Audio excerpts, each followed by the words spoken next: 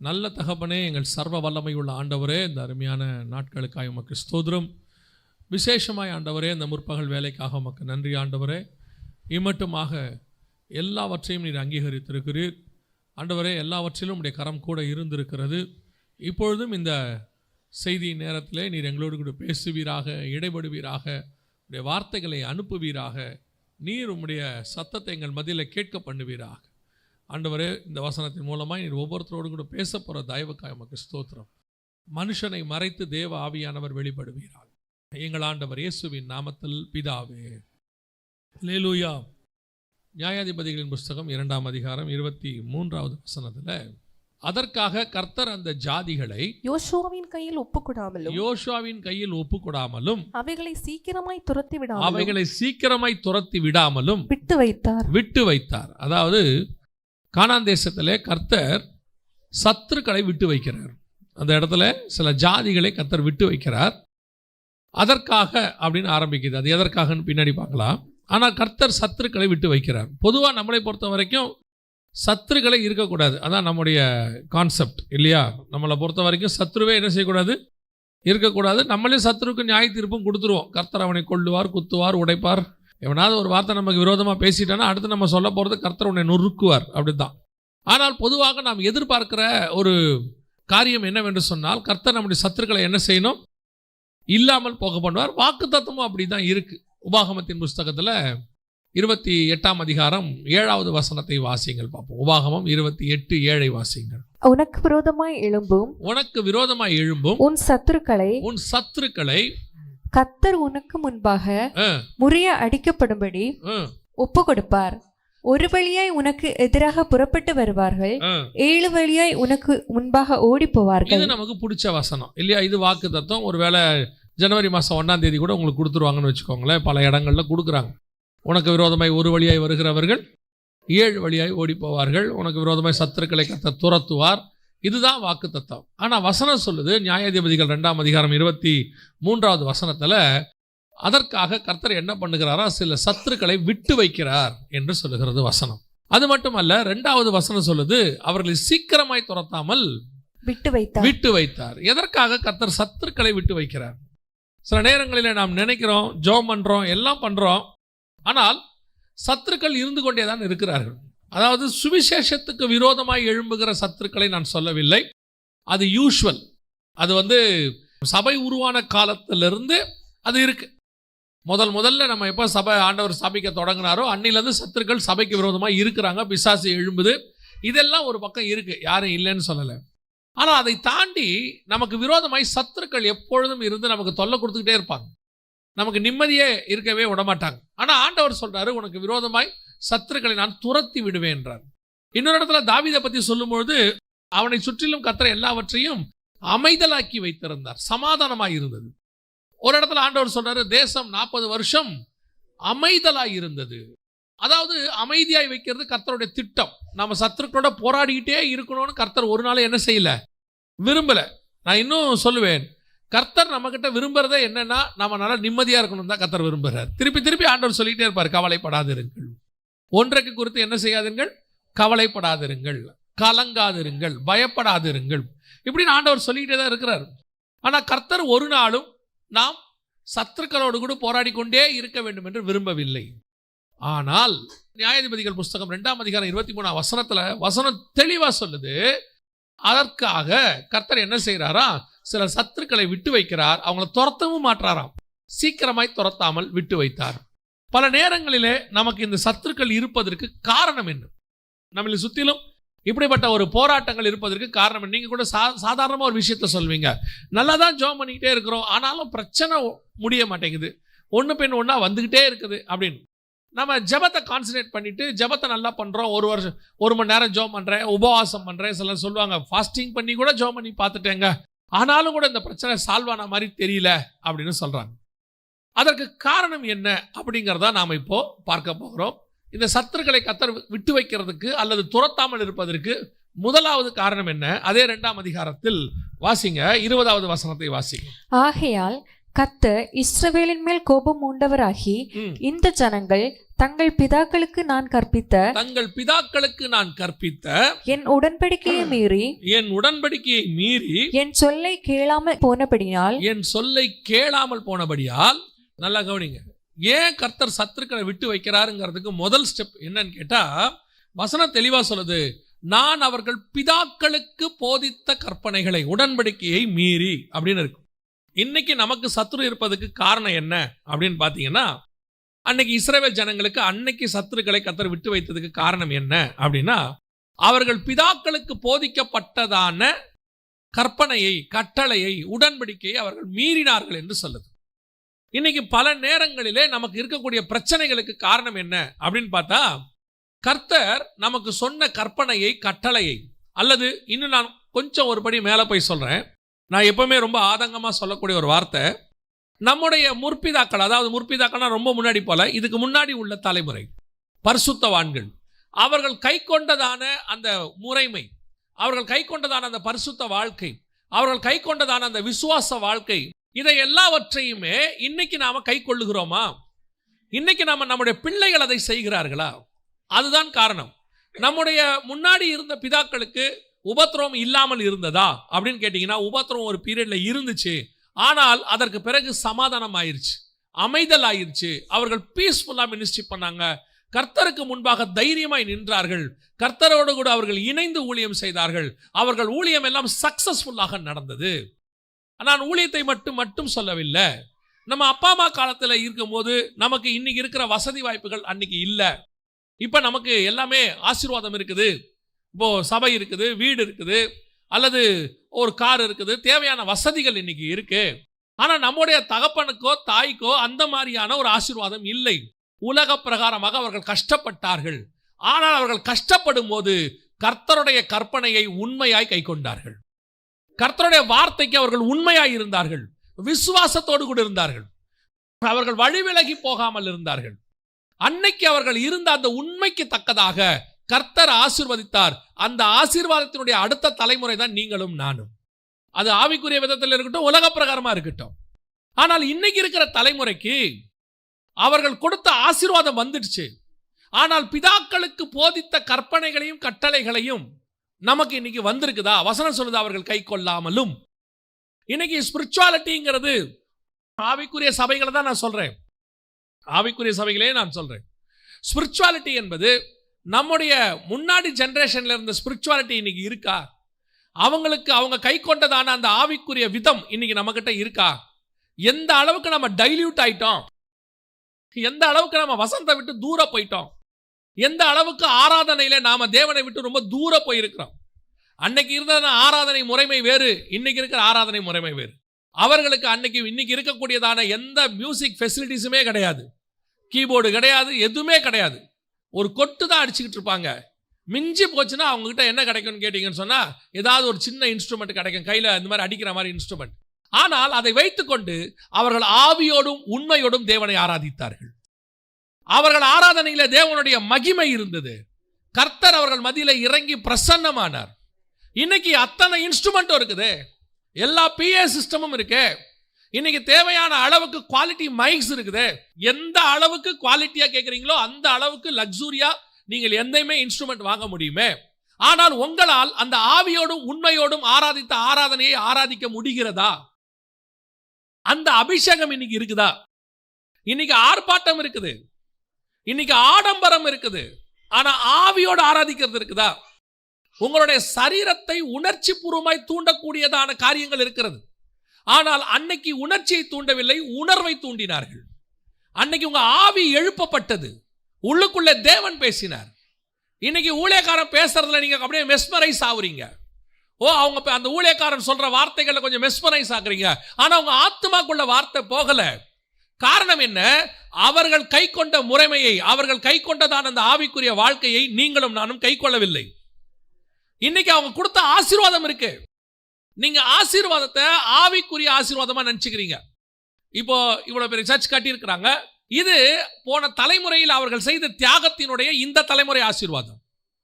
அவங்க எவ்வளவு கஷ்டப்பட்டு ஆராதிச்சிருப்பாங்க, எவ்வளோ கஷ்டப்பட்டு தேவனை ஆராய்ச்சி இருக்க கூட இடம் இல்லாமல் மழையிலையும் வெயிலையும் எப்படி இருந்திருப்பாங்க.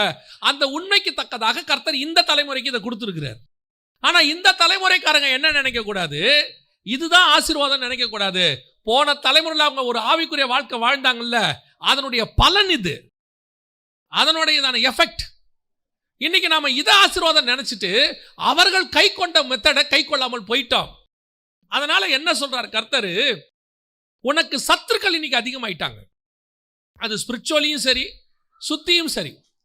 இன்னைக்கு என்ன சொல்றாங்க, அன்னைக்கு இருந்தா மாதிரி ஒரு பீஸ்ஃபுல்லா ஊழியம் பண்றதுக்கான சூழ்நிலை இன்னைக்கு இல்லை. அதுக்கு நம்ம என்னென்னமோ காரணம் சொல்றோம். நிறைய சத்துருக்கள் நம்மளை சுத்தி வந்துட்டாங்க, அரசியல் ரீதியா நமக்கு எதிர்ப்பு இருக்குது, அது இருக்குது, இது இருக்குது. ஏன் இதெல்லாம் வந்துச்சு? நீங்க இந்த நியாயாதிபதிகள் புஸ்தகத்தை எல்லாம் வாசித்து பாருங்க. எப்பெல்லாம் தேவபுத்திரர் தேவனை விட்டு தூர போறாங்களோ அப்பதான் அவர்களை சுற்றிலும் சத்துருக்களை கர்த்தர் அனுமதிக்கிறார். எந்த காலகட்டத்திலும் எப்ப சபை கர்த்தருக்கு உண்மையா நிக்குதோ, கர்த்தர் சொன்ன கற்பனைகளிலும், கர்த்தர் சொன்ன கட்டளைகளிலும், கர்த்தர் சொன்ன நியமங்களிலும், கர்த்தர் சொன்ன விதிகளிலும் சபை எப்படி நிற்கிறதோ அப்பொழுது சபையை சுற்றிலும் கர்த்தர் அமைதலை ஏற்படுத்துகிறார். அதுதான் உண்மை. இன்னைக்கு நாம என்ன பண்றோம், இந்த அமைதிக்காக என்னென்ன மெத்தடையோ ஃபாலோ பண்றாங்க.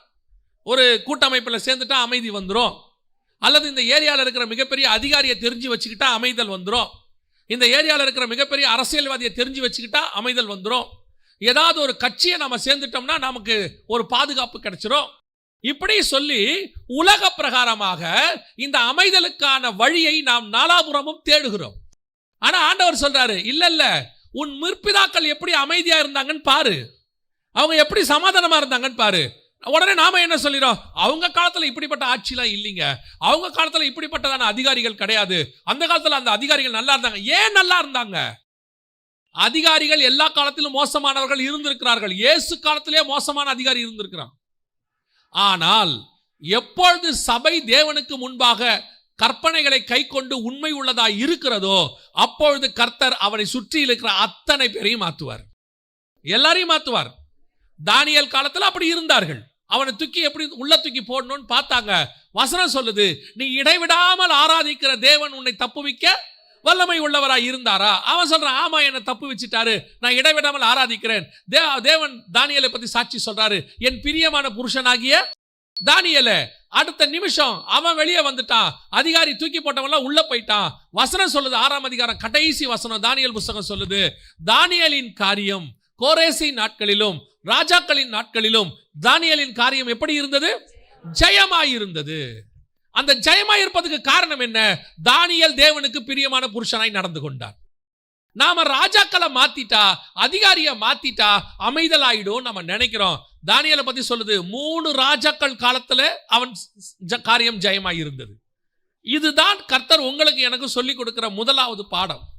நம்மை சுத்திலும் இருக்கிற சத்துருக்களை கர்த்தர் வைப்பதற்கு இதுதான் ரீசன்.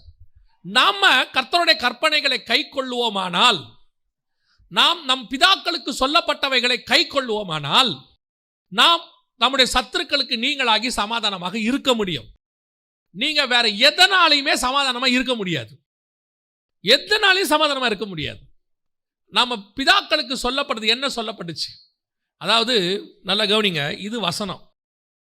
இந்த வசனத்தினுடைய மாடல், இதன்படி வசனத்தின்படி வாழ்ந்தவங்க தான் நமக்கு முன்னாடி இருந்தவங்க. அதனாலதான் பவுல் சொல்றாரு, நான் உங்களை மாதிரிகளை வைத்து விட்டு போகிறேன்றார். நீங்க வசனத்தை படிக்கணும், அதே நேரத்தில் நமக்கு முன்னாடி இருந்த பரிசுத்தவான்கள் வாழ்ந்த முறையையும் பார்க்கணும். அதனால்தான் எபிரேயர் 12:1 சொல்லுது, மேகம் போல இத்தனை திரளான சாட்சிகள் நம்மை சூழ்ந்திருக்க. பார்க்கிறோம், இப்படிப்பட்ட ஊழியக்காரங்களையே பார்க்கிறோம்.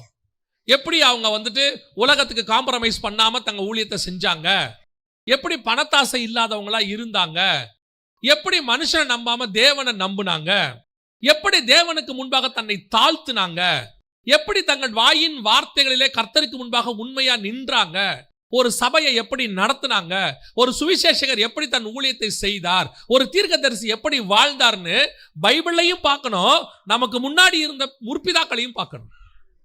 அவங்க எதுக்கு நம்மள ஒரு சபையில கொண்டு போய் கர்த்தர் வச்சாரு? இப்ப இந்த 2 ஊழியக்காரங்க இன்னைக்கு வந்து பிரதிஷ்டை செஞ்சிருக்கிறாங்க. இவங்க 4வது படிக்கும் போதோ என்னமோ அவர் உள்ள வந்த 4 வயசுலயே வந்தன்னு ஒருத்தர் சாட்சி சொன்னார்னு வச்சுக்கோங்களேன். அவர் அன்னையில இருந்து இந்த ஊழியக்காரரை பார்க்கிறார், இந்த சபையை பார்க்கிறார், இங்க கொடுக்கிறதான வசனங்களை பார்க்கிறார். பார்த்து பார்த்து பார்த்து இப்ப அவர் ஒரு ஊழியக்காரனை மாறிவிட்டார். அவர் அப்படியே ஊழியக்காரன் ஏன் மாறுறாரு? இந்த பாஸ்டரை பார்க்கிறேன், இந்த சபையை பார்க்கிறேன், இங்க கொடுக்கப்படுகிற வசனத்தை பார்க்கிறேன், இந்த மாதிரி நானும் ஒரு ஊழியக்காரனாய் மாறணும் என்பதுதான் அடுத்த தலைமுறை உருவானதுக்கு காரணம். இன்னைக்கு நிறைய பேர் என்ன சொல்றான், ஊழியக்காரனுடைய பசங்க என்ன சொல்றாங்க, இன்னைக்கு நான் மினிஸ்ட்ரிக்கு வரமாட்டேன். ஏன்பா வரமாட்டேன்? ஐயோ நான் எங்க அப்பாவை பார்த்துட்டேன், நான் மினிஸ்ட்ரிக்கு வரமாட்டேன். இன்னைக்கு நிறைய ஊழியக்காரன் பையன் உலக வேலைக்கு போயிருச்சு. யோசித்து பாருங்க, அந்த ஊழியக்காரனுடைய சபையில் இருக்கிறவர்கள் ஊழியத்திற்கு வருகிறார்கள். அந்த சுவிசேஷகரோடு கூட ஊழியத்தில் ரட்சிக்கப்பட்டவர்கள் அந்த சுவிசேஷகரை பார்த்து சுவிசேஷகராய் மாறுகிறார்கள். ஆனால் அந்த ஊழியக்காரனோ சுவிசேஷகனோ போதகரோ மெய்ப்பரோ தீர்க்கதரிசியோ அவருடைய பிள்ளைகள் வர்றாங்களா அப்படின்னு பார்த்தீங்கன்னா 90% இப்பொழுது வருவதில்லை. என்ன அவங்க பார்க்குறாங்க, எங்க அப்பா கிட்ட இருந்து கை கொள்ள வேண்டிய காரியத்தை அவர்கள் பார்க்கிறார்கள். அவர்கள் முன்மாதிரிகளாக இல்லை. பிதாக்கள் கை கொண்டதை இவர்கள் பார்க்கவில்லை, இவர்கள் அதை ஃபாலோ பண்ணல. இவங்க என்ன பண்றாங்க, அப்பா சேர்த்து வச்சுட்டாரு, நல்லா படிக்க வச்சுட்டாரு, வெளிநாட்டுக்கு அனுப்பிட்டாரு, அங்க லட்சமா சம்பாதிக்கிறோம், அதுக்கப்புறம் இங்க வந்து எதுக்கு இந்த ஆத்துமாக்களோட உட்காந்துக்கிட்டு மாசம் மாசம் அதை விட இங்க கம்மியா தானே வரும். இவன் வருமானத்தை தான் பார்க்கறானே ஒழிய அந்த தகப்பன் 1000 கணக்கானோரை நரகத்திலிருந்து மீட்டு இருக்கிறான், அந்த கனமான ஊழியத்தை நானும் செய்யணுங்கிற ஆசை அவனுக்கு வரவே இல்லை. அதுதான் வசனம் சொல்லுது. இப்ப இவனுக்கு சத்ரு. ஆண்டவர் எழுப்புறார், சுத்தி ஆண்டவர் எழுப்புல தானா வந்துரும். வசனம் அப்படிதான் சொல்லுது. ஏன்? உன் பிதாக்களுக்கு சொன்ன கற்பனையை நீ கை கொள்ளவில்லை, நீ அதை விட்டுட்ட. ஆனா உன் பிதாக்கள் கொடுத்த ஆசீர்வாதத்தை கையில வச்சுக்கிட்ட. இப்ப உங்க அப்பா மூலமா உங்க அம்மா மூலமா வந்த ஆசீர்வாதம் உங்ககிட்ட இருக்கு. ஆனால் அவர்கள் செய்த ஆவிக்குரிய வாழ்க்கை உனக்கு இருக்கிறதா? அதுதான் முதலாவது கேள்வி. உன் சத்துருக்கள் உன்னை விடாமல் உன்னை சுற்றிலும் இருப்பதற்கு அதுதான் காரணம். ஏதோ ஒரு போராட்டம், ஏதோ ஒரு பிரச்சனை, அது சரீர அளவிலையோ அல்லது உலக பிரகாரமாயோ அல்லது பொருளாதாரத்திலையோ ஏதோ ஒரு பிரச்சனை உனக்கு இருந்துகிட்டே இருக்க. என்ன காரணம்?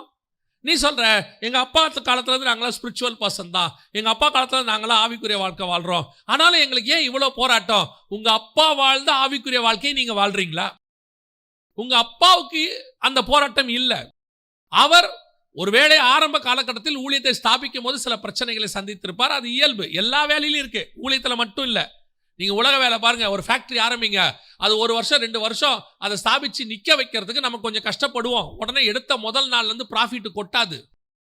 ஒரு எந்த கடையோ ஆரம்பிங்க, ஹோட்டல் ஆரம்பிங்க, எதை வேணா ஆரம்பிங்க, ஆரம்பத்துல கொஞ்சம் தொய்வு இருக்கும், அதுக்கப்புறம் தான் அது பிக்கப் ஆகும். ஒரு வண்டியே அப்படித்தான், கொஞ்சம் கொஞ்சமா பிக்கப் ஆகி தான் அது 100 120க்கு போகும். அந்த மாதிரி ஊழியமா அப்படிதான், ஆரம்பிக்கும் போது கொஞ்சம் பிரச்சனைகள் இருக்கதான் செய்யும். ஆவிக்குரிய வாழ்க்கை கொஞ்சம் பிரச்சனை இருக்கதான் செய்யும். அதை பார்த்துட்டு நான் வரமாட்டேன்னு சொல்லக்கூடாது. ஆனால் அதுக்கு பிறகு உன் தகப்பனாரோ உன்னுடைய குடும்பமோ ஆசீர்வதிக்கப்பட்டிருக்கிறத நீங்க பார்க்கணும்.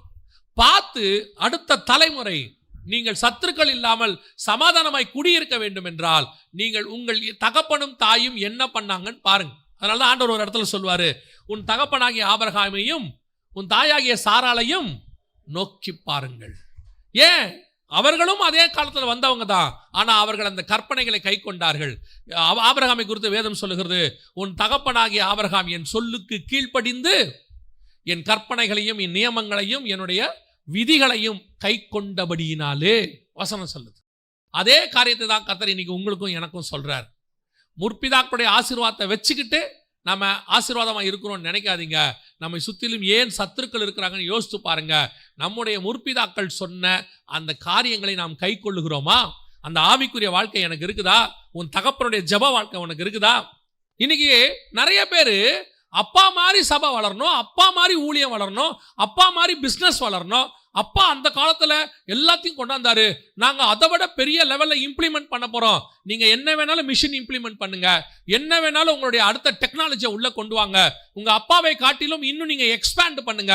ஆனா ஒண்ணு மட்டும் மறந்துடாதீங்க, உன் தகப்பன் தன்னுடைய திறமையினாலே இந்த இடத்துக்கு வரவில்லை, கர்த்தருடைய கிருபையினாலே இந்த இடத்துக்கு வந்திருக்கிறார். அந்த கிருபையை இழந்துட்டு உன் திறமை உன்னை அந்த இடத்துக்கு கொண்டே வராது. இன்னைக்கு அதை ஃபாலோ பண்ணுகிறோமா? அதை நம்ம ஃபாலோ பண்றது இல்லையே, அதை நம்ம செய்யறது இல்லையே, படிக்க நம்ம எப்படி வர முடியும்? அதைத்தான் வேதம் சொல்லுகிறது.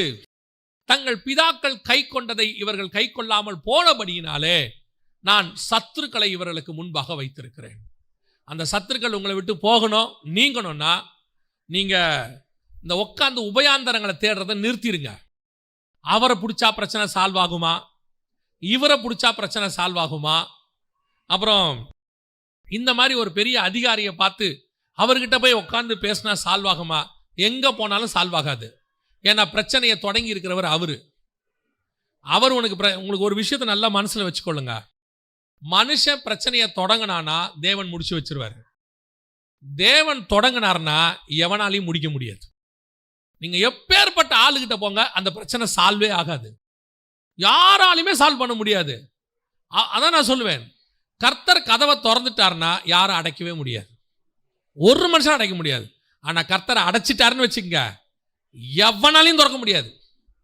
ஆண்டவர் ஒரு வேலையை உங்களுக்கு கொடுக்கணும்னு முடிவு பண்ணிட்டார்னா அதை தடுக்க ஒருத்தராலையும் முடியாது. அந்த வேலையை கதவை தட்டி உங்க கையில கொடுத்துட்டு போயிடுவாங்க. ஆனா கர்த்தர் கொடுக்க கூடாதுன்னு முடிவு பண்ணிட்டாருன்னு வச்சுக்கோங்க. சிலர்லாம் ஆண்டவர் ஊழியத்தை கூப்பிட்டுருப்பாரு, அழைச்சிருப்பாரு, இவன் ஊழியத்துக்கு வரமாட்டான். என்ன பண்ணுவான் தெரியுமா? இதை விட நம்ம வேற ஏதாவது செய்வோம் அப்படின்னு சொல்லி வெளிநாட்டுக்கு ட்ரை பண்ணுறது, இங்கே ட்ரை பண்ணுறது, அப்புறம் பெரிய கம்பெனிக்கு பேப்பர் போடுறது, அப்புறம் யாரையாவது பிடிச்சி ஒரு வேலையை வாங்கலான்னு ட்ரை பண்ணுறது, லஞ்சம் கொடுக்க ட்ரை பண்ணுறது, ஒரு 1000 வழி உபயாந்திரங்களை கை கொண்டுருவான். கை கொண்டுட்டு ஒரு வருஷம் கழிச்சே வந்து நம்மக்கிட்ட ப்ரேயருக்கு வரும்போது சொல்லுவாங்க, இந்த ஒரு வருஷமா பிரதர் நானும் பண்ணாத முயற்சி இல்லை, பண்ணாத செலவில்லை, நான் எப்பேற்பட்ட ஆளையெல்லாம் பார்த்துட்டேன், ஆனாலும் ஒரு வேலை கிடைக்கல. ஆனால் குவாலிஃபிகேஷன் பார்த்தீங்கன்னா அவருடைய குவாலிஃபிகேஷன் அந்த சிவி பயோடேட்டாவை பார்த்த உடனே எவனா இருந்தாலும் வேலைக்கு எடுத்துப்பான். அதை விட கொடுமை என்னன்னா, அதை விட குறைவா இருக்கிறவருக்குலாம் இவர் கண்ணுக்கு முன்னாடியே வேலை கிடைக்கும். அவரை விட குவாலிஃபிகேஷன் கம்மியா இருக்கிறவருக்கு இவருக்கு கண்ணுக்கு முன்னாடியே வேலை கிடைக்கும். அதை இவரே சொல்லுவார், என்னை விட கம்மியான ஆளுக்கெல்லாம் கிடைக்குது பிரதர். அப்போ கூட மண்டையில தெரிய மாட்டேங்குது, நமக்கு அடைக்கப்பட்டிருக்கிறது நம்ம இல்ல, கர்த்தர். அவர் அடைச்சி வச்சார்னா நீங்க எவ்வளோ குவாலிஃபைடா இருந்தாலும் கிடைக்காது. அப்போ கர்த்தர் ஏன் இதை செய்யறாருன்னா, நீ திருப்பி மனுஷங்கிட்ட முட்டி மோதி எல்லாம் செய்யறதை விட பேசாம தேவன்கிட்ட போயிடுங்க. அங்க போய் பாருங்க எப்படி நம்முடைய முற்பிதாக்களுக்கு அவர் சொல்லி கொடுத்தாருன்றத பாருங்க, எப்படி அவர் சக்சஸ் பண்ணாருன்னு பாருங்க. அதை நீங்கள் ஃபாலோ பண்ணுங்க. கர்த்தர் உங்களை ஆசீர்வதிக்க வல்லமை உள்ளவராய் இருக்கிறார். முதலாவது, சத்துருக்களை கர்த்தர் நீக்காமல் வைத்திருப்பதற்கு காரணம் என்ன? நாம் நம்ம முற்பிதாக்களுக்கு சொல்லப்பட்ட அந்த ஆவிக்குரிய வாழ்க்கை, அந்த ஸ்பிரிச்சுவாலிட்டி, அதை ஃபாலோ பண்ணுகிறோமா? இன்னைக்கு நம்ம அதை விட ஒரு 2 அடி கீழே 3 அடி கீழே போயிட்டோம். ஆனா அவங்க வச்சிருக்கிற ஆசீர்வாதத்தை வச்சிருக்கிறதுனால நமக்கு அது தெரிய மாட்டேங்குது. நாங்க நல்லா தானே இருக்கோம். எங்க அப்பா காலத்துல கார் இல்லைங்க, நாங்க கார்ல போயிட்டு இருக்கிறோம். எங்க அப்பா காலத்துல இவ்வளவு பெரிய போன் எல்லாம் இல்லைங்க, இன்னைக்கு நாங்க இவ்வளோ 1000 ரூபாய் போன் கையில வச்சிருக்கிறோம். எங்க அப்பா காலத்துல சாப்பாடுக்கே கஷ்டப்பட்டாரு, நாங்க இன்னைக்கு தேவையான அளவுக்கு சாப்பிட்றோம். எல்லாம் உண்மைதான். இது எல்லாமே உன்னால் வந்ததல்ல, உன் தகப்பன் தன் தேவனுக்கு கீழ்ப்படிந்ததனால் உன் கையில் வந்திருக்கிறது. ஆனா உன் சத்துருக்கள் போகணும்னா உன் தகப்பன் என்ன ஃபாலோ பண்ணனோ அதை நீ என்ன செய்யணும்? ஃபாலோ பண்ண வேண்டும். அப்பதான் உன் சத்துருக்களை கர்த்தர் நீக்கி போடுவார். முதலாவதாக ஏன் இது நடந்தது? 2வது, இந்த பிள்ளைகள் ஏன் அதை கை கொள்ளவில்லை? தகப்பனுக்கு சொன்னது அவங்க என்ன செய்யல? கை கொள்ளலன்னு ஆண்டவர் சொல்றாரு. நியாயாதிபதி 2:20. ஆகையால் கர்த்தர் இஸ்ரவேலின் மேல் கோபம் மூண்டவராகி, இந்த ஜனங்கள் தங்கள் பிதாக்களுக்கு நான் கற்பித்த என் உடன்படிக்கையை மீறி என் சொல்லை கேளாதே போனபடியால். ஏன் போனாங்க அப்படி? அவர் சொன்னாரு, இவங்க ஏன் அப்படி அந்த வார்த்தைக்கு கீழ்ப்படியாமல் போனாங்க? கீழ்ப்படியலன்றது உண்மைதான். கீழ்ப்படியாமல் போனதுக்கு என்ன காரணம்? அதுவும் பைபிள் சொல்லுது. ஏன் அவங்க கீழ்ப்படியலங்கிறதுக்கு காரணத்தையும் சொல்லுது. வாசிங்க, நியாயாதிபதிகள் புஸ்தகம் 2ஆம் அதிகாரம் 10வது வசனத்தை வாசிங்க. அக்காலத்தில் இருந்த அந்த சந்ததியார் எல்லாரும் தங்கள் பிதாக்களுடன் சேர்க்கப்பட்ட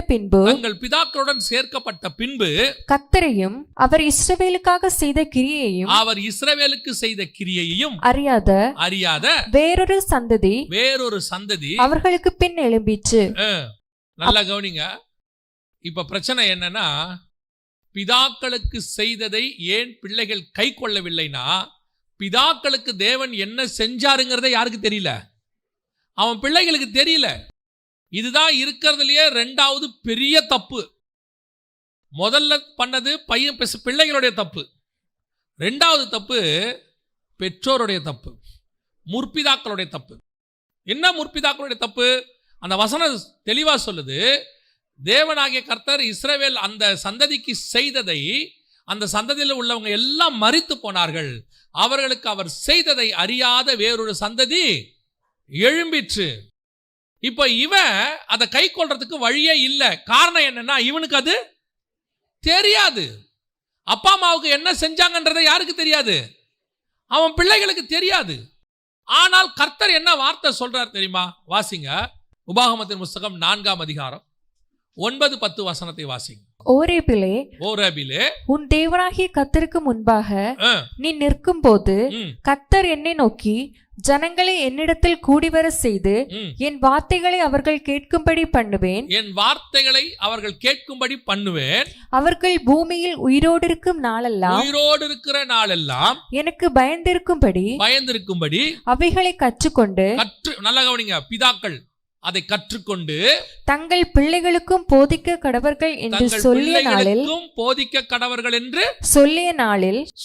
நாளில் உன் கண்கள் கண்ட காரியங்களை நீ மறவாத படிக்கும் உன் ஜீவனுள்ள நாளெல்லாம் அவைகள் உன் இருதயத்தை விட்டு நீங்காத படிக்கும் நீ எச்சரிக்கையாயிருந்து உன் ஆத்துமாவை ஜாக்கிரதையாய் காத்துக்கொள். அவைகளை உன் பிள்ளைகளுக்கும் உன் பிள்ளைகளின் பிள்ளைகளுக்கும் அறிவிக்க கடவாய். முதல்ல நீ ஃபாலோ பண்ணிட்ட, அது உன் ஆத்மாவை காப்பாத்திருச்சு. ஆனா அடுத்து நீ செய்ய வேண்டியது என்ன தெரியுமா? உன் பிள்ளைகளின் பிள்ளைகளுக்கு அறிவிக்க கடவாய். 9ஆம் வசனம் சொல்லுது, போதிக்க கடவாய்.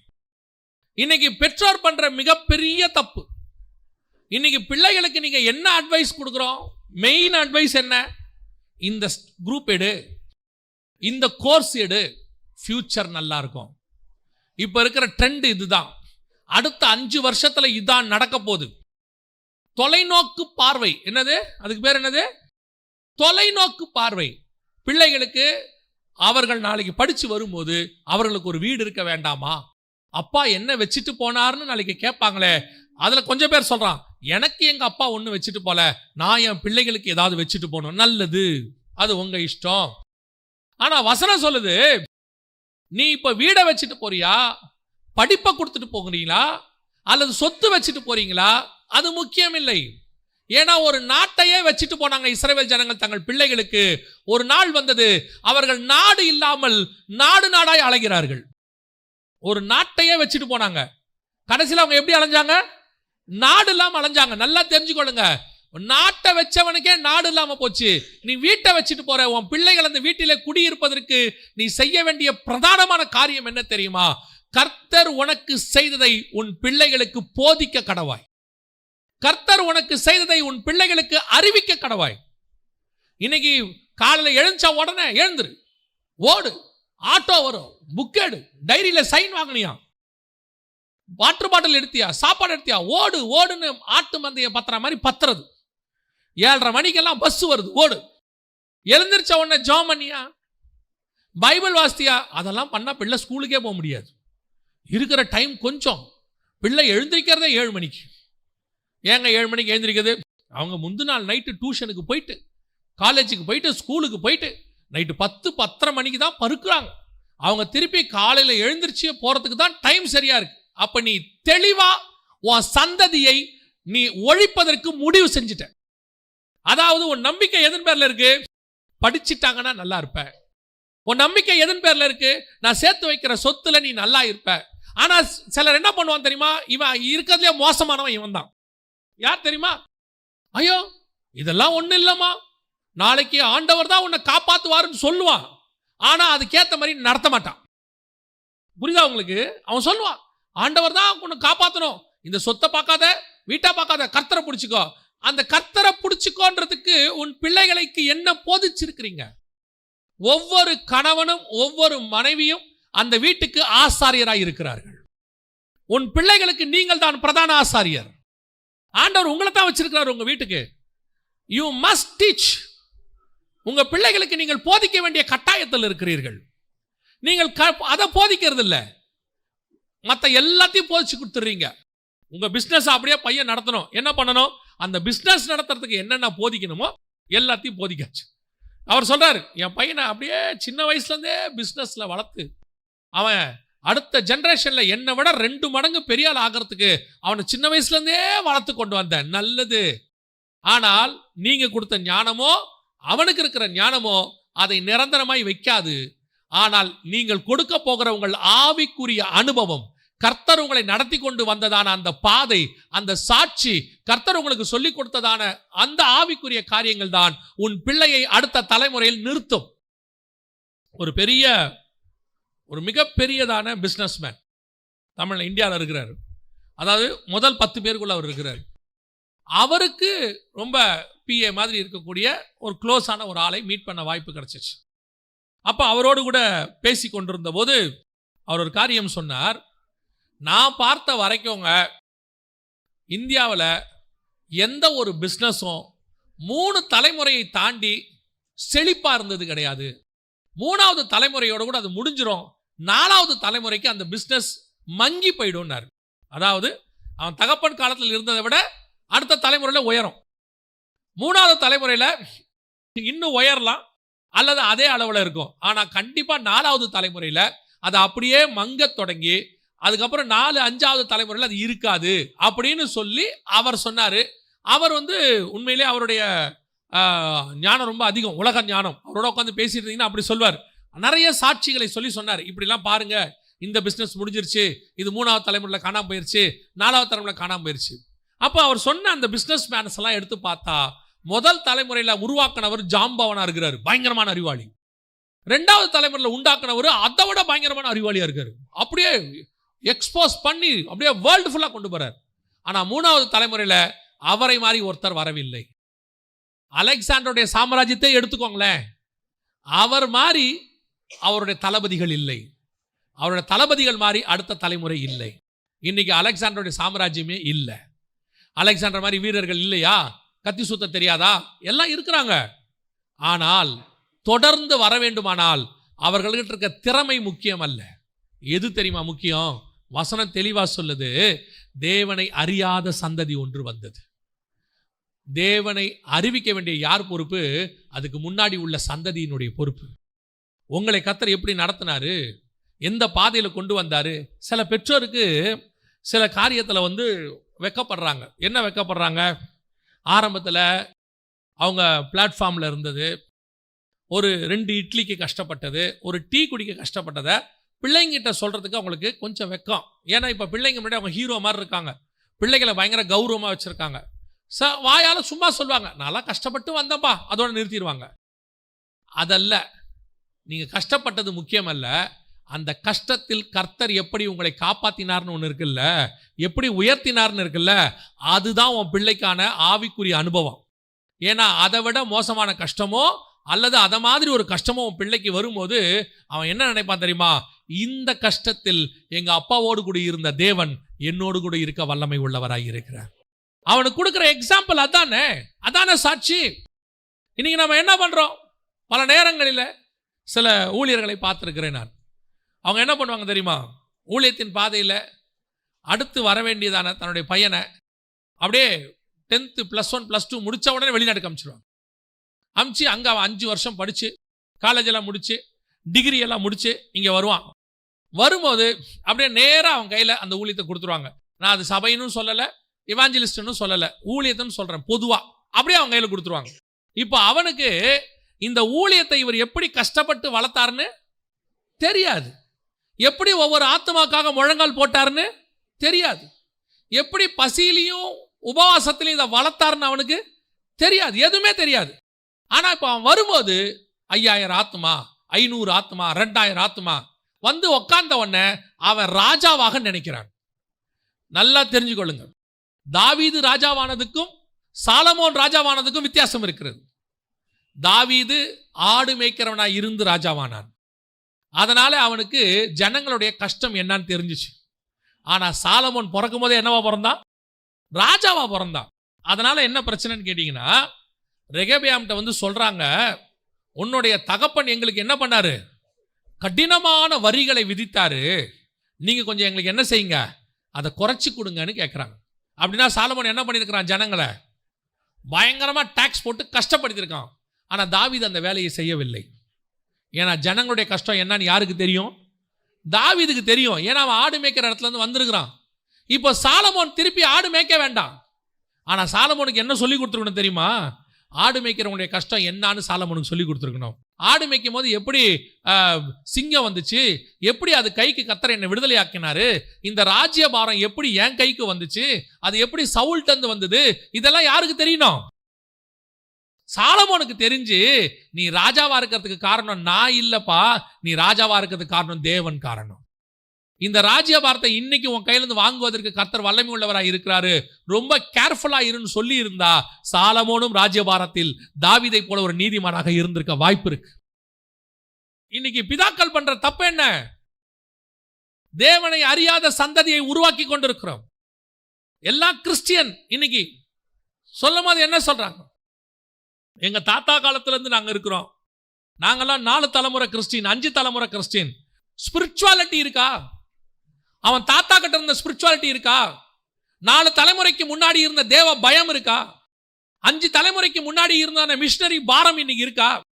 கிடையாது. ஏன்? இது தேவனை அறியாத சந்ததி. இவனை பொறுத்த வரைக்கும் தேவன் என்பது கிறிஸ்தவத்தினுடைய கடவுள் இயேசு, அவ்வளவுதான். இவனை பொறுத்த வரைக்கும் இயேசு யாரு? Christian God.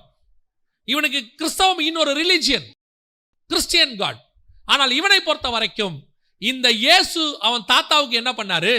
மிஷனரி அன்னைக்கு வந்து இவன் தாத்தாவை ஊருக்குள்ள விடாம வெளியே உட்கார வச்சிருக்கும் போது மிஷனரிகள் வந்து எப்படி இவன் தாத்தாவுக்கு இயேசுவை சொன்னாங்க, அந்த தலைமுறை எப்படி காப்பாற்றப்பட்டது, அந்த தலைமுறை இன்னைக்கு கௌரவமா இருப்பதுக்கு யார் காரணம், இதெல்லாம் இன்னைக்கு இவனுக்கு தெரியாது. அதனுடைய விளைவு இன்னைக்கு என்ன போயிட்டு இருக்குது? சர்ச்சில் வந்து உட்கார்ந்துருக்கிறதுல ஒரு பெரிய பெருமை. இன்னைக்கு இருக்கிறவங்களுக்கு நான் ஒரு காரியத்தை சொல்றேன், இங்க இருக்கிற நாம் அத்தனை பேருமே தேவனால் எங்கேயோ ஒரு இடத்துல இருந்து மீட்கப்பட்டு உள்ளே வந்திருக்கிறோம். ஏதோ ஒரு பாவத்திலிருந்து கர்த்தர் நம்மளை தூக்கி எடுத்திருக்கிறார், ஏதோ ஒரு வீழ்ச்சியிலிருந்து எடுத்திருக்கிறார், ஏதோ ஒரு தரித்திரத்திலிருந்து கர்த்தர் காப்பாற்றி கொண்டாந்துருக்கிறார், எங்கேயோ ஒரு கட்டுக்கள்ல இருந்து கர்த்தர் நம்மளை விடுதலை ஆக்கி இருக்கிறார். நீங்க உங்க பிள்ளைகளுக்கு என்ன கொடுக்குறீங்களோ இல்லையோ, தயவு செய்து தேவன் எப்படி உங்களை ரட்சித்தார் என்கிற அந்த ஆவிக்குரிய அனுபவத்தை உங்கள் பிள்ளைகளுக்கு கொடுத்து விட்டு போங்க. நீங்க வைக்கிற பணம் காப்பாத்துதோ இல்லையோ, நீங்கள் வைக்கிற சொத்து காப்பாத்துதோ இல்லையோ, ஆனால் நீங்கள் கொடுக்க போற ஆவிக்குரிய வாழ்க்கை நிச்சயமாய் அவனை காப்பாற்றி விடும். ஏன்னா உங்களை எண்ணி காப்பாத்துறது சொத்து இல்ல, உங்களை எண்ணி காப்பாத்துறது பணம் இல்ல. இன்னும் சொல்ல போனா நம்மள நிறைய பேருக்கு நம்முடைய முற்பிதாக்கள் எதையும் உலக பிரகாரமா வச்சிட்டும் போல, ஆனா நம்மை காப்பாத்தி கொண்டு இன்னைக்கு உட்கார வச்சிருக்கிறது தேவனாகிய கர்த்தர். அதை உங்க பிள்ளைகளுக்கு கொடுத்துருங்க, அதான் முக்கியம். கர்த்தர் ஏன் சத்துருக்களை விட்டு வச்சிருக்கிறாரு? ஒரு சந்ததியை இன்னைக்கு ஆண்டவர் விட்டு வச்சதுக்கு அதான் காரணம். சத்துருக்கள் ஏன் இருக்கிறாங்க? முற்பிதாக்கள் சொல்லி கொடுக்காம போயிட்டாங்க, அதனால பிள்ளைகள் கை கொள்ளாமல் போயிட்டாங்க. இந்த பிள்ளைகள் திருப்பி கை கொள்ள வைக்கிறதுக்கு வேற வழி இல்லை, கர்த்தர் சத்துருக்களை அனுமதிக்கிறார். அவன் வந்து அடிச்சு உதைச்சு எல்லாம் பண்ணும்பொழுது வேற வழி இல்லாம இவங்களுக்கு வேற வேலை எங்கேயும் போறதுக்கு வழி இல்லை. கடைசி அந்த ஜனங்க எங்க போறாங்க தெரியுமா? ஆண்டவர்கிட்ட போறாங்க. ஆண்டவரே எங்களை காப்பாற்றணும்னு சொல்றாங்க நியாயாதிபதிகள்ல. அதுக்கு காரணம் என்ன? இந்த சத்ரு வந்ததுக்கு காரணம் என்ன? இவர்கள் தேவனை அறியாமல் இருந்தது. மேபி அவங்க இஸ்ரவேல் ஜனங்களா இருப்பாங்க, நாம ஆவிக்குரியவங்களா கூட இருப்போம், ஆனா தேவனை பத்தின அறிவில்லை. நம்முடைய அத்தனை பேருடைய எதிர்காலமும் கர்த்தருடைய கரத்தில் வரையப்பட்டிருக்கிறது. நம்மளுக்கு தேவையான நம்முடைய சுத்திலும் இருக்கிற சத்துருக்களை அமைதியாக்குற அதிகாரம் நம்முடைய தேவனாகிய கர்த்தர் ஒருத்தர் கையில் மட்டும் தான் இருக்கிறது, வேற யார் கையிலும் இல்லை. நீங்க உங்க பிள்ளைகளுக்கு இயேசுவை கொடுங்க, வேற எதையும் சொல்லி கொடுக்காதீங்க. படிப்பு கொடுங்க, அது வேற விஷயம். மற்றபடி இந்த லூப் லைன்லாம் சொல்லி கொடுக்காதீங்க. அவரை பிடிச்சிக்கோ, இவரை பிடிச்சிக்கோ, இந்த மாதிரி காரியத்தை செய்ய. உங்களுக்கு சொல்றேன், நீங்க கர்த்தருடைய கையை மட்டும் பிடிச்சி பாருங்க, எந்த வனாந்தரத்திலும் சக்சஸ்ஃபுல்லாக நடத்துவதற்கு கர்த்தர் வல்லமை உள்ள தேவனாய் இருக்கிறார். வனாந்தரத்தை கடக்கிறதுக்கு தேவனை தவிர வேற வழியே கிடையாது, அவர் ஒருத்தர் தான் இருக்கிறார். என்னைக்கு நீங்க சத்துருக்களை பார்த்து சத்துருக்களை தோக்கடிக்கிறதுக்கு வேற வழியை மேற்கொள்ள ஆரம்பிச்சிங்களோ, அன்னையோடு கூட கர்த்தர் உங்களை சத்துருக்கள் கையில ஒப்பு கொடுத்தார். எப்ப நீங்க கர்த்தர் கையை பிடிப்பீங்களோ அன்னைக்கு தான் உன் சத்துருக்கள் உன்னை விட்டு நீங்கும்படி கர்த்தர் செய்வார். அல்லேலூயா. முதலாவதாக கர்த்தர் ஏன் சத்துருக்களை வைத்திருக்கிறார் தெரியுமா? நாம் மனம் திரும்புவதற்காக. நம்மளை என்ன செய்யணும்? மனம் திரும்புவதற்காக. நாம பார்க்கணும், ஏன் இந்த சத்துரு வந்திருக்கிறான், இந்த சத்துருவை ஏன் கர்த்தர் அனுமதி கொடுத்திருக்கிறாரு, இவனை போறதுக்கு என்ன செய்யணும் நாம புரிஞ்சுக்கிறதுக்காக தான் அதை வச்சிருக்கிறாரு. ஒன்று, பிதாக்களுக்கு கர்த்தர் செய்ததை பிள்ளைகள் அறிந்து கொள்ள வேண்டும். 2, பிள்ளைகளுக்கு பிதாக்கள் அறிவிக்க வேண்டும். சொல்லி கொடுத்துட்டு போனோம். இது முதலாவது கர்த்தர் சத்துருக்களை நமக்கு அனுமதித்ததுக்கு காரணம். ரெண்டாவது, கர்த்தர் எதற்கு சத்துருக்களை அனுமதிக்கிறார்? வாசிங்க நியாயாதிபதிகள் புஸ்தகம் 3ஆம் அதிகாரம் 2வது வசனத்தை வாசிங்க. இஸ்ரவேல் புத்திரரின் சந்ததியாரும் அதற்கு முன் யுத்தம் செய்ய அறியாதிருந்தவர்களும் அவைகளை அறியும்படி பழக்குவிப்பதற்காகவும் கர்த்தர் விட்டு வைத்த ஜாதிகள் யார் என்றால், நல்லா கவனிங்க, நியாயாதிபதிகள் 3:2 சொல்லுது, கர்த்தர் சில சத்துருக்களை விட்டு வைத்திருக்கிறார். எங்க? கானான்ல விட்டு வச்சிருக்கிறார். கானான் கர்த்தர் ஆபிரகாமுக்கு வாக்கு பண்ணி இஸ்ரவேல் ஜனங்க உள்ள வந்தாச்சு. யோசுவா பிரிச்சு கொடுத்துட்டார். நியாயாதிபதிகள் காலத்தில் இது நடக்குது. அப்போ வசனம் சொல்லுது, 2வது வசனம், அதுவரைக்கும் யுத்தம் செய்து பழக்கமில்லாத இஸ்ரவேலர்களை பழக்குவிப்பதற்காக கர்த்தர் என்ன பண்றாராம்? சத்துருக்களை விட்டு வைத்தார். 2வது சத்துருக்களை ஏன் கர்த்தர் விட்டு வைக்கிறாரு? இன்னைக்கு நாம எல்லாம் சொல்றது சத்துருக்கள் வேணாம், சத்துருக்கள் இருக்க வேண்டாம். சில நேரத்தில் கர்த்தர் நமக்கு சில சோதனைகளை, அதுக்கு முந்தின வசனத்தில் பாருங்களேன், சோதிப்பதற்காக இருக்கும். 3:1 வாசிங்க. கானான் தேசத்தில் நடந்த சகல யுத்தங்களையும் அறியாதிருந்த இஸ்ரவேலராகிய அனைவரையும் சோதிப்பதற்காகவும். அப்ப சோதிக்கிறதுக்கு கர்த்தர் யாரை விட்டு வைக்கிறாரு? சத்துருக்களை விட்டு வைக்கிறாரு. எதை சோதிக்கிறதுக்கு? பாருங்க, இப்ப நம்ம ஆவிக்குரிய வாழ்க்கையில வளர்ந்துட்டோம்னு நினைக்கிறோம். ஸ்பிரிச்சுவலி டெவலப் ஆயிட்டேன் அப்படின்னு நம்ம நினைக்கிறோம். ஸ்பிரிச்சுவலி நீங்கள் டெவலப் ஆயிட்டீங்கன்றதுக்கு எதை வச்சு நீங்கள் டெவலப் ஆயிட்டீங்க நம்ம தெரிஞ்சுக்க முடியும். இப்போ நீங்கள் எக்ஸாமுக்கு போகிறீங்க, நான் எல்லாம் படிச்சுட்டேன், புக்கை கரைச்சி குடிச்சிட்டேன், நான் எல்லாத்துலேயும் நான் இன்னைக்கு ஃபஸ்ட் மார்க் எடுப்பேன் அப்படின்னு சொல்கிறீங்க. இப்போ நீங்கள் நல்லா படிச்சிங்கன்றதை எதை வச்சு நம்ம தெரிஞ்சுக்க முடியும்? எதை வச்சு நம்ம தெரிஞ்சுக்க முடியும்? எக்ஸாமை வச்சாதான் நீங்கள் தெரிஞ்சுக்கவே முடியும். ஆமாங்க, அந்த பையன் உண்மையிலே என்ன பண்ணியிருக்கிறான்? நல்லா தான் படிச்சிருக்கிறான், 600 மார்க்குக்கு 590 எடுத்திருக்கிறான், உண்மையிலே நல்லா படிச்சிருக்கான். அந்த எக்ஸாம்னு ஒன்று வந்தாதான் நீங்கள் எந்த அளவுக்கு சக்ஸஸ்ஃபுல்லாக இருக்கிறீங்கன்றது என்ன ஆகும்? தெரியப்படுத்தப்படும். அப்போ கர்த்தர் என்ன பண்ணுறாரு? சில நேரத்தில் நாம் பழக்குவிப்பதற்காக, சோதிப்பதற்காக கர்த்தர் சில சத்துருக்களை விட்டு வைக்கிறார். நம்மளை பொறுத்த வரைக்கும் நாம் எப்பவுமே நீதிமான்கள் தான், எப்பவுமே பரிசுத்தவான்கள் தான். வீட்டில் இருக்கிற வரைக்கும் நம்ம அத்தனை பேருமே மோசையை விட சாந்த குணம் உள்ளவர்கள். நம்மளை மாதிரி சாந்த குணம் உள்ளவன் உலகத்திலேயே யாரும் இல்லை. அதுவும் சர்ச்சிலெல்லாம் நீங்கள் பார்த்துட்டீங்கன்னா நம்மளை பார்த்து பாஸ்டர் தான் ஃபஸ்ட்டு ஏமாறுவார். அந்த பிரதர் மாதிரி ஒரு சாஃப்டான ஆளை பார்க்கவே முடியாது. அவர் பேசினா பாதி கேட்கவே கேட்காது. அவர் வீட்டுக்கு போய் பாருங்க, 10 ரிமோட் உடஞ்சிருக்கும். நான் ஒரு முறை ரொம்ப கோவப்பட்டுக்கிட்டு இருந்தேன். ரொம்ப கோவப்பட்டு சில காரியங்களை தூக்கி கீழே போட்ட உடைப்பேன்.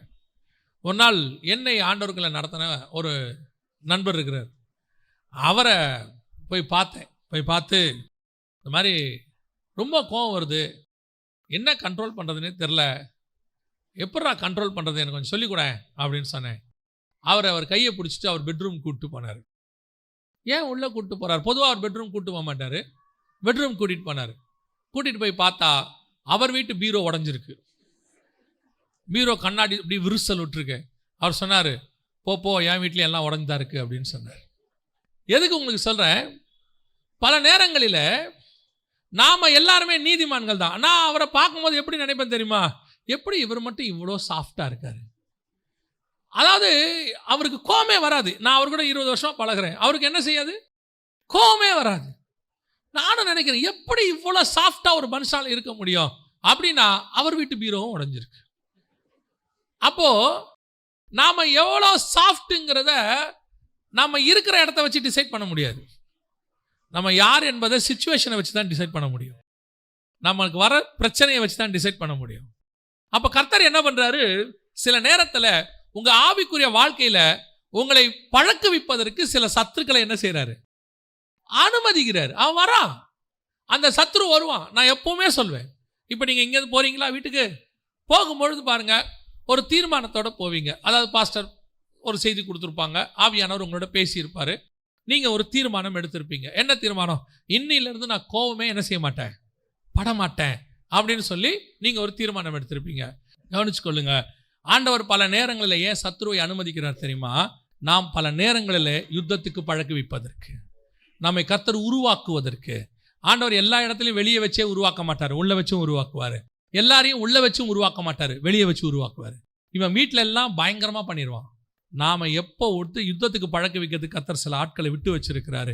பல நேரங்களில் ஏன் சத்துருக்களை ஆண்டவர் வச்சிருக்கிறாரு? ஆண்டவர் உன்னை பார்க்குறாரு. சமீபத்தில் ஒரு ஊழியக்காரனுடைய திருச்சபையில் பிரச்சனை வந்துருச்சு. எல்லாரும் சுற்றி இருக்கிறவங்களாம் சேர்ந்து கல் எடுத்து அடித்து போர்டெல்லாம் உடைச்சிட்டாங்க. உடனடியாக அந்த ஊழியக்காரருக்கு நிறைய ஆலோசனை கொடுக்கப்பட்டது. போலீஸை போய் பாருங்க, கவுன்சிலரை பாருங்க, அவரை பாருங்க, இவரை பாருங்க, எல்லாத்தையும் ஆலோசனை கொடுக்கப்பட்டது. அந்த ஊழியக்காரர்கிட்ட பேசும்போது நான் சொன்னேன், என்ன டிசிஷன் எடுக்க போறீங்க பாஸ்டர் அப்படின்னு கேட்டேன். அப்போ அவர் சொன்னார், இல்லைண்ணே நான் ஒன்றும் செய்ய வேணாம், ஜோம் பண்ணலான்னு இருக்கிறேன் அப்படின்னாரு.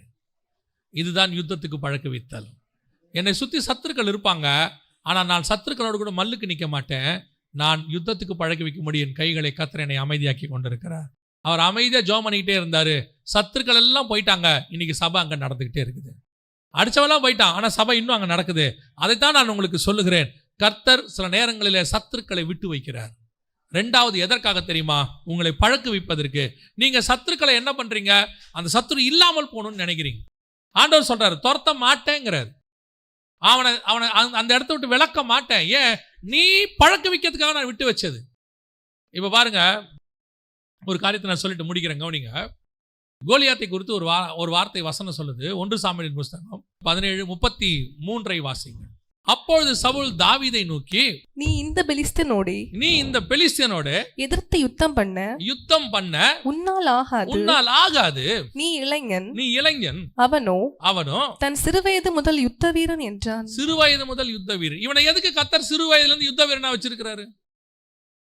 இவனை சிறு வயதுல இருந்து யுத்த வீரன். கோலியாத்து வேற என்ன பண்ணா தெரியாது. பைபிள் ஒண்ணுமே சொல்லல. பைபிள் கோலியாத்தை பத்தி சொல்ற ஒரே ஒரு விஷயம் என்னன்னா, அவன் எழும்பி வந்து தாவீது கையில் செத்து போனான், அவ்வளோதான் இருக்கு.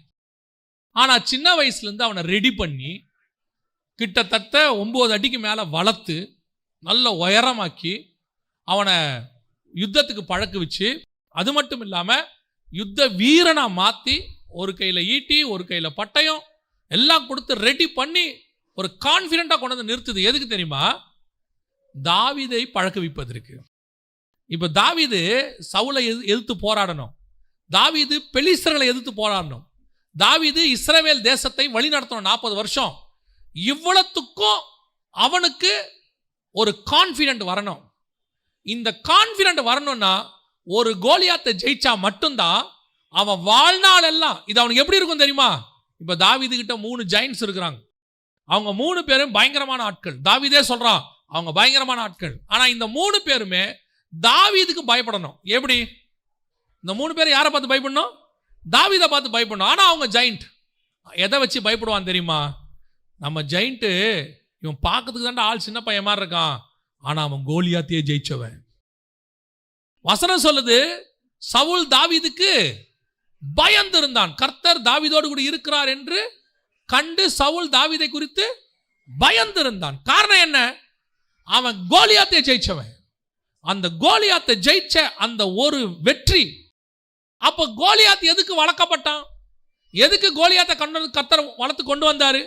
உலக பிரகாரமா என்ன காரணமா இருக்கும்? ஸ்பிரிச்சுவலி பைபிள்ல கோலியாத்து அவ்வளோ பெரிய ஆளா வளர்ந்ததுக்கு ஒரே ஒரு ரீசன், தாவீது கையில் சாவதற்கு, தாவீதை ராஜாவாக்குவதற்கு. அவ்வளவுதான். அவன் தாவீது ராஜாவாயிட்டான். அன்னைக்கு முதல் கொண்டு தாவீதுக்கு கான்ஃபிடென்ட் வந்துருச்சு. இப்ப பாருங்க, கோலியாத்தை ஜெயிக்கணும், தாவீதுக்கு தைரியம் வரணும். அப்ப அதுக்கு முன்னாடி கர்த்தர் என்ன பண்றாராம் தெரியுமா? அவனை சிங்கத்தோட சண்டை போட வைக்கிறார், அவனை கரடியோட சண்டை போட வைக்கிறார். இப்போ சவுல் சொல்றான் இவனை ஜெயிக்க முடியாதுப்பா. அதுக்கு தாவீது சொல்ற வார்த்தை என்ன தெரியுமா? அடுத்து, ராஜாவே நான் ஏற்கனவே சிங்கத்தோடையும் கரடியோட என்ன பண்ணியிருக்கிறேன்? சண்டை போட்டிருக்கிறேன். அந்த எக்ஸ்பீரியன்ஸ், அந்த பழக்கம் அதே மாதிரி இருக்கிற இந்த கோலியாத்தையும் என்னால் ஜெயிக்க முடியும். அப்ப கர்த்தர் ஏன் உங்களை சிங்கத்தை அனுமதிச்சாரு? கர்த்தர் ஏன் கரடியை அனுமதிச்சாரு? பின்னாடி வர கோலியாத்தை ஜெயிப்பதற்கு. கர்த்தர் ஏன் கோலியாத்தை அனுமதிச்சாரு? பின்னாடி வரக்கூடியதான பெலிஸ்தரை ஜெயிப்பதற்கு. கர்த்தர் ஏன் சவுலை அனுமதிக்கிறாரு? பின்னாடி வரக்கூடிய இஸ்ரவேலை மேய்ப்பதற்கு. அப்ப கர்த்தர் உங்களுக்கு அனுமதிக்கிற ஒவ்வொரு சத்ருவும் உங்களுக்கான பழக்கம். கர்த்தர் உங்களை எக்ஸ்பீரியன்ஸ் கொடுக்கிறார். அப்ப இதை நீங்க புரிஞ்சுக்கணும். ஏன் இந்த பிரச்சனை? ஏன் என்ன இப்படி பண்றாங்க? சின்ன வயசுல ஒரு ஊழியக்காரருடைய வாழ்க்கையில ஆண்டவரை ஏற்றுக்கொண்டார். அவர் இந்து மார்க்கத்துல இருந்து வந்தவர். ஆண்டவரை ஏற்றுக்கொண்டார். அவங்க அப்பா செம்மாடி அடிப்பாராம் போட்டு. சர்ச்சுக்கு போனேன்னு தெரிஞ்சிட்டா, காலேஜ் காலத்துல தான் இயேசுவை ஏத்துக்கிட்டாரு. ஆனால் காலேஜ் போகும்போதே பையனை அடிப்பாராம், முழங்கால் போட சொல்வாராம், கீழே உட்காந்து கையை கட்டி சொல்ற வரைக்கும் உட்காந்துருக்கணும் பாரான் காலேஜ் போற பையனை. அந்த மாதிரி அடி உதப்பார், எல்லாம் பண்ணுவார். ஏன் இந்த பாடு அவருக்கு? ஏன் ஆண்டவர் ரட்சிக்கப்பட்ட உடனே அவரை கொண்டு வந்து பாதுகாப்பான இடத்துல வைக்கல? அந்த பாடுகளுக்கு மத்தியில் அவர் கடந்து போனார். இன்னைக்கு அந்த மாதிரி இருக்கிற கிட்டத்தட்ட 300க்கும் மேற்பட்டவர்களை நடத்துகிற சபையை அவர் நடத்தி கொண்டிருக்கிறார். அவருக்கு தெரியும், இயேசு முதலாவது ஜனங்களோடு பிரசங்கத்தை ஆரம்பிப்பதற்கு முன்பாக காட்டு மிருகங்கள் நடுவில் சஞ்சரித்து கொண்டிருந்தார். அந்த காட்டு மிருகத்தோட இருந்துட்டேன்னா நான் நாட்டு மிருகத்தோட போய் வாழ்க்கை செய்ய முடியும். கர்த்தர் உங்களை அனுமதிக்கிற ஒவ்வொரு காரியமும் உங்களை கர்த்தர் பழக்குவிக்கிறார். உங்களுக்கு வரக்கூடிய ஒவ்வொரு போராட்டமும் உங்களுக்கான பழக்கம். கர்த்தர் சும்மா கொடுக்கல, இட்ஸ் an எக்ஸ்பீரியன்ஸ். நீங்கள் என்ன பண்றீங்க? ஒன்று விலகி ஓடிடுறீங்க, ஐயோ இந்த போராட்டம் வேணாம், இந்த பிரச்சனை வேணாம், அல்லது சத்ருவை காலி பண்ணிடுறீங்க. எப்படியாவது அது இல்லாமல் போனால் நல்லா இருக்கும் ஆண்டவரே, உடனே அவங்க கூட சேர்ந்து இவங்க கூட சேர்ந்து அந்த பிரச்சனையை க்ளோஸ் பண்ணிடுவோம். இல்லை, கர்த்தர் அனுமதிக்கிறத நீங்கள் அனுமதி கொடுங்க. கர்த்தர் நடத்துகிற பாதையில் போங்க. கர்த்தர் உங்களை வனாந்தரத்தில் நடத்துகிறாரா, நடந்து போங்க. கர்த்தர் செங்கடலுக்கு நடுவில் கொண்டு போகிறாரா, கடந்து போங்க. யோர்தானை கிராஸ் பண்ண சொல்கிறாரா, கடந்து போங்க. ஆனால் இவைகள் அத்தனைக்கு நடுவிலையும் கர்த்தர் உங்களை பழக்குவித்து கொண்டிருக்கிறார் என்பதை மட்டும் மறந்து போயிடாதீங்க. ஏதோ ஒன்றுக்காக தான் கர்த்தரை நடத்துகிறார். இந்த போராட்டம் எதுக்கு? ஏதோ ஒரு எக்ஸ்பீரியன்ஸ். இது எதுக்காக ஆண்டவர் நடத்துறாரு? இதன் மூலமா கர்த்தர் ஏதோ எனக்கு சொல்லிக் கொடுக்க விரும்புகிறார், ஏதோ என்னை உருவாக்குகிறார். என்னை ராஜாவாக்கிறதுக்கு முன்னாடி என்னை கர்த்தர் பழக்குவித்துக் கொண்டிருக்கிறார். என்னை ஆசீர்வதிப்பதற்கு முன்பதாக இந்த போராட்டம் வந்திருக்கிறது. இதை நீங்க புரிஞ்சிட்டீங்கன்னா இந்த போராட்டத்தை நீங்க மேற்கொள்ள தொடங்குவீங்க. நீங்க அதை அதாவது அதை கிராஸ் பண்ணுவீங்க. எப்படின்னு கேளுங்களேன். இப்போ ராணுவத்துக்கு போறாங்க. ராணுவத்துக்கு போய் என்ன பண்ணுவாங்க? போன உடனே ராணுவத்தில் நேராக போய் ஏசி ரூமில் உட்கார வச்சு நல்லா சாப்பிடுங்க, நல்லா தூங்குங்க, காலையில் ஒரு 6 மணிக்கு ஏஞ்சுவாங்க, உங்களுக்கு டீ கொடுப்போம், குடிச்சிட்டு நல்லா ரெஸ்ட் எடுங்கன்னு சொல்ல மாட்டாங்க. போன உடனே அங்கேயும் இங்கேயும் கொண்டு போய் போடுவாங்க. பாலைவனத்தில் பனி இருக்கிற இடத்துல பயங்கரமான எக்ஸசைஸு, பயங்கர கஷ்டப்படுத்துவாங்க. எதுக்கு இவ்வளவும் செய்கிறாங்க தெரியுமா? இவ்வளவு கஷ்டத்தையும் செஞ்சு ஒரு நாள் யுத்தம் என்று வந்தால் அந்த யுத்தத்துக்கான பிராக்டிஸ் தான் இது. இந்த பிராக்டிஸை சக்சஸ்ஃபுல்லாக முடிக்கிறவன் யுத்தத்தை சக்சஸ்ஃபுல்லாக முடிப்பான். யுத்தத்தை சக்சஸ்ஃபுல்லாக முடிக்கிறவன் அவர்களிடத்திலிருந்து அவனுக்கு பதக்கங்களை பெற்றுக்கொள்வான். கர்த்தர் கொடுக்குற பிராக்டிஸ் இப்போவும் கொடுத்துக்கிட்டே இருக்கிறாரு. அவனுக்கு உலக பிரகாரமான பிராக்டிஸ், நமக்கு ஆவிக்குரிய பிராக்டிஸ். எந்த இடத்துல கர்த்தர் நடத்தும் போதும், எந்த சூழ்நிலையில் நடத்தும் போதும் ஒன்றை மாத்திரம் நீங்கள் மனதில் வைத்துக் கொள்ள வேண்டும். என்ன தெரியுமா? கர்த்தரை நடத்துவதற்கு ஒரு முகாந்தரம் உண்டு. கர்த்தர் என்னை கொண்டு போகிற பாதைக்கு எனக்கு ஒரு முகாந்தரம் உண்டு. எதையுமே கர்த்தர் எனக்கு விருதாவாய் செய்யவில்லை.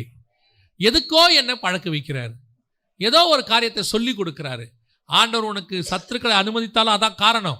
உங்ககிட்ட இருந்து சில காரியங்களை எடுத்தாலும் அதான் காரணம். உங்களுக்கு சில காரியங்களை கொடுத்தாலும் அதான் காரணம். எல்லாத்துக்கும் பின்னாடியும் உங்க மேல வைத்த பரலோகத்தினுடைய திட்டம் அதுதான் காரணம். அதுக்காக தான் கர்த்தர் அந்த பாதையிலே நடத்துகிறார். அல்லேலூயா. 2வது, கர்த்தர் சத்துருக்களை விட்டு வைப்பதற்கு என்ன காரணம்? ஆண்டவர் உங்களை யுத்தத்துக்கு என்ன செய்கிறாரு? பழக்க வைக்கிறார். இந்த 2 காரியத்தை நன்றாய் மனதில் வைத்துக் கொள்ளுங்கள். ஒன்று, உங்களை சுற்றிலும் கர்த்தர் சத்துருக்களை விட்டு வைத்ததுக்கு காரணம் நம்முடைய முற்பிதாக்களும் நாமும் கர்த்தருடைய கற்பனையை கைவிட்டு விட்டோம். அவர்கள் சொல்லிக் கொடுத்ததை ஒன்று நாம் மறந்து விட்டோம், அல்லது அவர்கள் நமக்கு சொல்லிக் கொடுக்காமல் விட்டு விட்டார்கள். இப்பொழுது கர்த்தர் அதை மீண்டும் சொல்லிக் கொடுப்பதற்காக சத்துருக்களை அனுமதிக்கிறார். 2வது, கர்த்தர் நம்மை யுத்தத்துக்கு பழக்க வைப்பதற்காக சத்துருக்களை அனுமதிக்கிறார். இந்த காரியங்கள் நீங்கள் செய்து முடிக்கும் போது வேதம் தெளிவாய் சொல்லுகிறது. உபாகமத்தில் நம்ம வாசித்த வசனம் தான் 28:7 சொல்லுது, கர்த்தர் உன் சத்துருக்களை எல்லாம் நீங்களாக்கி. கர்த்தர் விரும்புகிறபடி நாம ஆவிக்குரிய வாழ்க்கையில் வளர்ந்துட்டோம்னா, கர்த்தர் விரும்புகிறபடி நாம் கற்பனைகளை கைக்கொள்ள தொடங்கிட்டோம்னா, அவர் விரும்புகிறபடி நம்முடைய ஸ்பிரிச்சுவல் லைஃப் அமைய தொடங்கிருச்சுன்னா, உங்களுக்கு நான் சொல்லுகிறேன், நம்மை சுற்றிலும் கர்த்தர் எல்லாவற்றையும் அமைதியாக்கி கொண்டே வருவார். எல்லாமே பீஸ்ஃபுல்லாக மாறும். நீங்கள் ஒரு தெய்வீக சமாதானத்துக்குள்ளே போக தொடங்குவீர்கள். அதுதான் கர்த்தர் கொடுக்கிற ஆசீர்வாதம். அல்லேலூயா. நாம் ஜெபிக்க போகிறோம் தேவ சமூகத்தில். எழுந்திருப்போமா நாம் எல்லாரும்? ஒருவேளை நீங்கள் சத்துருக்களுக்கு நடுவே குடியிருக்கிறவர்களாக இருக்கலாம். சில போராட்டங்கள் உங்களை சுற்றிலும் போய் கொண்டிருக்கலாம். சில பிரச்சனைகள் உங்களை சுற்றிலும் போய் கொண்டிருக்கலாம். இதிலிருந்து எப்படி வெளியே வர்றதுன்னு தெரியலையே. கர்த்தர் விரும்புகிற ஆவிக்குரிய வாழ்க்கை உங்ககிட்ட இருக்குதா? உன்னுடைய முற்பிதாக்கள் ஃபாலோ பண்ண மாதிரி நீங்கள் தேவனுக்கு முன்பாக உண்மை உள்ளவங்களா இருக்கிறீங்களா? உன் தகப்பனாருடைய, உன் தாயினுடைய அந்த ஆவிக்குரிய அனுபவம் உனக்கு இருக்கா? நீ அவங்கள மாதிரி பிஸ்னஸ்லையோ குடும்பத்திலையோ ஊழியத்திலையோ ஷைன் ஆகணும்னு நினச்சினா முதல்ல நீ செய்ய வேண்டியது அவங்க என்ன ஸ்பிரிச்சுவலாக பண்ணாங்கன்றதை பாருங்க. நம்ம டேலண்ட்டில் மேலே வந்துடலாம், நம்ம டேலண்டால் நாம் சாதிச்சிடலாம் அப்படின்னு நினைக்கிறாங்க. ஒருவேளை உன் டேலண்ட் கொஞ்ச நாளைக்கு உன்னை ஷைன் பண்ணும், கொஞ்ச நாளைக்கு உன்னை உயர்த்துறத போல காணாமல் போகும். ஆனால் ஒரு நாள் வரும் காணாமல் போய்விடும், அதுக்கப்புறம் இல்லாமல் போயிடும். இன்னைக்கு நிறைய பேர் உடனே நானும் நல்லா பாடுறேன், கர்த்தர் என்னையும் பாட்டிலையும் கனம் பண்ணணும். இல்லை இல்லை இல்லை இல்லை இல்லை, நீங்கள் நல்லா பாடுறது நல்லது, ஆனால் அவர்கள் என்ன ஆவிக்குரிய காரியங்கள் செய்தாங்கன்னு பாருங்க. சாராள் நவரஞ்சம்மா ஒரு பாட்டை வாங்கிறதுக்கு கதவை சாத்திக்கிட்டு நாள் கணக்கில் உபவாசத்தில் இருப்பாங்களாம். அவங்க பாட்டுக்காக உள்ளே போக மாட்டாங்களாம், அவங்க ஜெபிக்க போகும்போது கர்த்தர் பாட்டு கொடுப்பாராம். இன்னைக்கு பாட்டு எழுதுறதுக்காக ஜெபம் பண்ணுறவங்க இருக்கிறாங்க. ஆண்டவர் சொல்கிறாரு, நீ போ, உனக்கு நான் பாட்டு தருவேன். அது நான் ஒரு உதாரணத்துக்கு தான் இப்படி சொல்கிறேன். அதே மாதிரி தான் எல்லா காரியத்திலையும் நம்முடைய முற்பிதாக்கள் என்ன ஃபாலோ பண்ணாங்கன்னு பாருங்க, அந்த ஸ்பிரிச்சுவாலிட்டியை ஃபாலோ பண்ணுங்க. அதோட கர்த்தர் உங்கள் தாளந்தையும் பயன்படுத்துவார். ரெண்டாவது, உங்கள் பிள்ளைகளுக்கு கர்த்தர் உங்களுக்கு கொடுத்த ஆவிக்குரிய அனுபவத்தை சொல்லிக் கொடுக்க மறவாதிருங்கள். உங்களை போல அவங்க கஷ்டப்படக்கூடாதுன்னு நீங்கள் நினச்சிங்கன்னா கண்டிப்பாக நீங்கள் பட்ட கஷ்டத்தை அவங்கக்கிட்ட சொல்லணும். ஆண்டவர் தெளிவாக சொல்கிறார் உபாகமத்தில், நீ சொல்லி கொடுங்கிறார், அவர்கள் காதுபட வாசிங்கிறார், அவர்களுக்கு போதிங்கிறார், அவர்களுக்கு அறிவின்னு சொல்கிறார். நீங்கள் சொல்லணும். நீங்கள் இன்னைக்கு ஆசீர்வாதமாக இங்கே வந்து உட்காந்துருக்கிறதுக்கு காரணம் ஒரு நாள் நீங்கள் கஷ்டப்பட்டீங்க, ஒன்றும் இல்லாமல் இருந்தீங்க, அந்த நேரத்தில் இயேசு எங்கள் கையை பிடிச்சாரு, நாங்கள் இன்னைக்கு ஆசீர்வாதமாக இருக்கிறதுக்கு காரணம் இயேசு கிறிஸ்து மட்டும்தான். உங்களை மாதிரியே டேலண்டாக இருக்கிற எத்தனையோ பேர் உங்களை மாதிரி ஆசீர்வாதமாக இல்லை. ஏன் தெரியுமா? அவங்கக்கிட்ட இயேசு இல்லை, உங்ககிட்ட இயேசு இருந்தார், அவ்வளோதான். இன்னும் சொல்ல போனால் உங்களை விட அதிக திறமை உள்ளவர்கள் இன்னும் முன்னேறாமலே இருக்கிறாங்க. காரணம், அவர்கள் இன்னும் இயேசுவை பிடிக்கவில்லை, நீங்கள் இயேசுவை பிடித்து கொண்டீர்கள். இதை உங்கள் பிள்ளைகளுக்கு சொல்லிக் கொடுங்க. நான் இன்னைக்கு ஊழியத்தில் இப்படி இருக்கிறதுக்கு காரணம் இயேசு தான், என் திறமை ஒன்றும் இல்லை, எனக்கு இருக்கிற திறமையை கூட கர்த்தர் தான் பயன்படுத்தினார்னு சொல்லுங்க. அதுதான் உங்கள் பிள்ளைகள் சமாதானமாய் வாழ்வதற்கான வழி. சத்துருக்கள் நீங்களாங்குவதற்கு அதுதான் வழி. ரெண்டாவது, சில நேரங்களிலே கர்த்தர் சத்துருக்களை அனுமதிக்கிறார். எதுக்கு தெரியுமா? உன்னை பழக்குவிப்பதற்காக, உன் ஆவிக்குரிய வாழ்க்கையை உயர்த்துவதற்காக, உங்களை அடுத்த கட்டத்துக்கு கொண்டு போவதற்காக. அதுக்கு உங்களை விட்டு கொடுங்கள். ஆண்டவரே, என்னை விட்டு கொடுக்குறப்பான்னு சொல்லுங்க. என் சத்துருக்களுக்காக நீர் என்னை பழக்க வைப்பதற்காக நன்றின்னு சொல்லுங்க. கோலியாத் வந்தது தாவீதுக்கு நல்லதா போச்சு, சிங்கம் வந்தது தாவீதுக்கு நல்லதா போச்சு. சிங்கத்தோட பழக்க வச்சதுனால அவன் கோலியாத்தை தைரியமாய் மேற்கொண்டான். கோலியாத்தை மேற்கொண்டதுனால அவன் இஸ்ரவேலை தைரியமாய் மேற்கொண்டான். ஒவ்வொரு அனுபவமும் கர்த்தர் கொடுக்கிற ஆசீர்வாதம். ஒப்பு கொடுப்போமா? ஒருவேளை நீங்கள் அப்படிப்பட்ட சூழ்நிலைகள் போய்கொண்டிருந்தால் கர்த்தர் ஏன் உங்களை நடத்துகிறார் என்று இப்போ நீங்கள் அறிந்திருக்கிறீர்கள். கர்த்தர் உங்களை நடத்துகிற பாதைக்காக கர்த்தரை ஸ்தோத்திரம் பண்ணுங்க. உங்களை ஒப்பு கொடுங்க. கர்த்தாவே, நீ நடத்துகிற பாதைக்காக நன்றின்னு சொல்லுங்க. அவரை அறியாமலே எதுவும் உங்களுக்கு நடக்கலை, அவரை தாண்டி எதுவும் நடக்கலை. ஒன்று, நீங்கள் பண்ண கர்த்தருக்கு முன்பாக நாம் குறை உள்ளவர்களாக காணப்பட்டோம். இல்லையா, கர்த்தர் நம்மை தெரிந்தே அப்படி நடத்துகிறாரா? அப்படின்னா கர்த்தர் நம்மளை உயர்த்த போகிறார் என்ற அர்த்தம். ஒப்பு கொடுத்து ஸ்தோத்திரம் பண்ணுவோமா? சர்வ வல்லமை உள்ள எங்கள் தகப்பனே, அருமையான நாட்களுக்காக உமக்கு ஸ்தோத்திரம். மத்தியான வேலைக்காக உமக்கு நன்றி. கிருபையுள்ள கரத்தில் எங்களை தாழ்த்துகிறோம். எங்கள் சத்துருக்களுக்கு எங்களை நீங்களாக்கி எங்களை நீர் சமாதானமாய் வைக்க போற தயவுக்காய் ஸ்தோத்திரம். அது வரைக்கும் ஆண்டவரே, நீர் நியமித்திருக்கிற அந்த பாதையிலே நாங்கள் சக்சஸ்ஃபுல்லாக ஓட எங்களுக்கு சொல்லித்தாங்க. எங்களை கற்றுக் கொடுங்கப்பா. கிருபையுள்ள கரத்தில் எங்களை தாழ்த்துகிறோம். எங்கள் ஆண்டவர் இயேசுவின் நாமத்தில் பிதாவே.